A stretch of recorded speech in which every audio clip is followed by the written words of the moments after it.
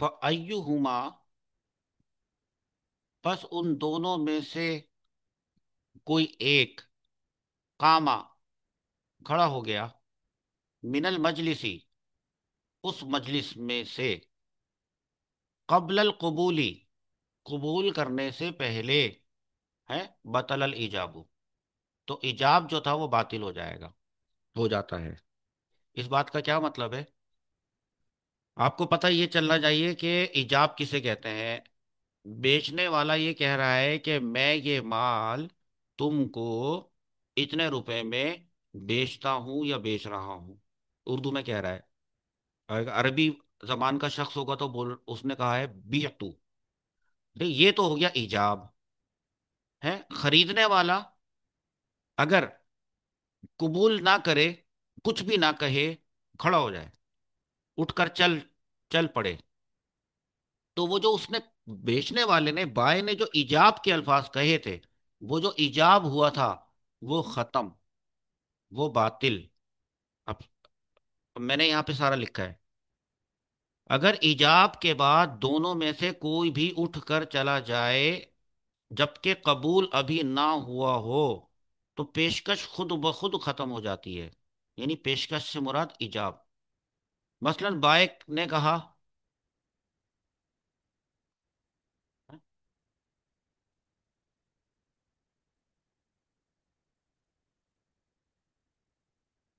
भाई ने कहा मैंने इतने में बेचा, और मुश्तरी ने जवाब नहीं दिया और उठकर चला गया, तो बै शुरू नहीं हुई, ईजाब मनसूख। या बाय ने कहा मैंने इतने में बेचा, है, फिर खुद ही उठकर चला गया, तो तब भी बै शुरू ना हुई, ईजाब मनसूख। ये तो बाय की बात थी। मुश्तरी की बात कर लेते हैं। मुश्तरी कहते हैं खरीदने वाले को।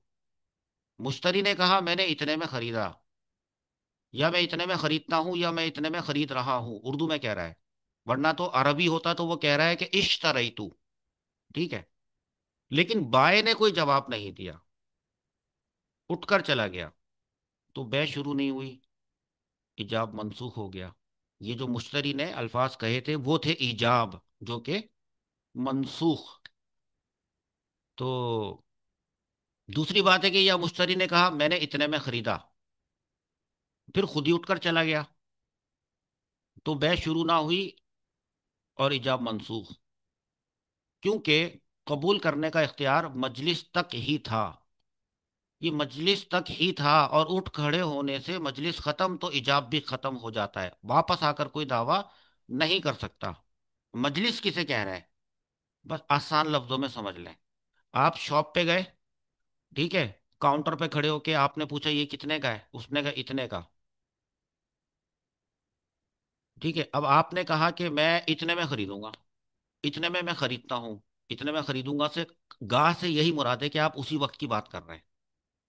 ठीक है, उसके बाद वो जो दुकान वाला था, खामोश,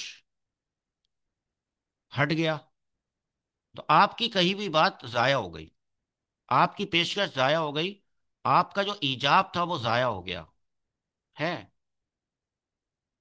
अच्छा, या बाय ने कहा कि मैं इतने में बेचूंगा,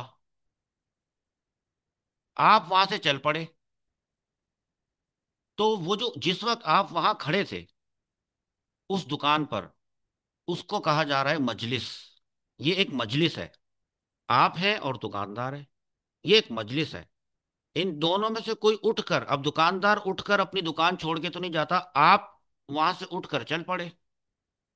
अब आप वापस आकर ये नहीं कह सकते कि लाए दे दें वो चीज। बोलेगा कौन सी? वही चीज। बोलेगा वो तो बिक गई। आप ये नहीं कह सकते कि अरे वो तो मैं खरीद रहा था। भाई खरीद रहे थे, खरीदी तो नहीं थी ना। यानी इजाब के जवाब में कबूल तो नहीं हुआ था। तो ये बताया जा रहा है कि इजाब बातिल हो जाता है अगर कोई उठकर खड़ा जाए तो। लेकिन अगर कोई उठकर ना खड़ा हो, वहीं बैठे हो, इजाब भी हो जाए, कबूल भी हो जाए, तो क्या होगा, वो देखें। फरमाते हैं कि फ़ाइज़ा हसल अल इजाबु वल कबूलु, فَإِذَا حَصَلَ، جب حاصل ہو جائے یعنی ہو جائے، واقع ہو جائے کیا دونوں، ایجاب بھی ہو جائے قبول بھی ہو جائے، تو پھر تو لازم البیع، پھر بے لازم ہو جاتی ہے، اپنی بات سے مکر نہیں سکتے۔ ایک بار دونوں نے بے کے الفاظ کہہ دیے، اس نے کہہ دیا بی تو، اس نے کہہ دیا اشتری تو، اب سودا پکا ہو گیا، اس کے بعد واپسی کا اختیار نہیں رہتا کہ بائے کہے کہ نہیں نہیں سوری سوری مجھ سے غلطی ہو گئی میں نہیں بیچ رہا، ٹھیک ہے۔ مثلا بائے نے کہا کہ 10,000 روپے میں نے بیچا، مشتری کہے نہیں میں 9,000 میں خریدا، جس پر بھائی نے کہا کہ ہاں ٹھیک ہے میں نے قبول کیا، ہو گیا نا قبول، اس نے ایجاب کیا تھا، اس نے قبول کر لیا، اب بے لازم ہو گئی، چاہے فریقین میں سے کوئی اپنا دل بدل لے۔ ہاں، آگے کے سبقوں میں آئے گا کہ اختیار بھی ایک چیز ہوتی ہے، خیار کہتے ہیں اس کو، وہ آئے گا جب، تو آپ پھر اس میں سیکھ لیں گے کہ واپسی کی صورت کیا ہوتی ہے یا اپنا ارادہ بدل دینے کی صورت میں کیا ہوتا ہے، اگلی عبارت